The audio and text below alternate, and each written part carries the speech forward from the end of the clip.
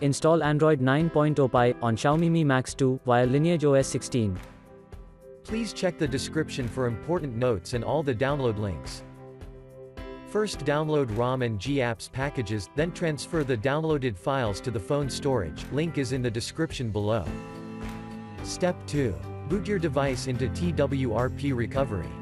Once in TWRP, click on Wipe, Advanced Wipe, and select the check boxes, as shown in the image, excluding internal storage. Step 4. Swipe the button to wipe the device.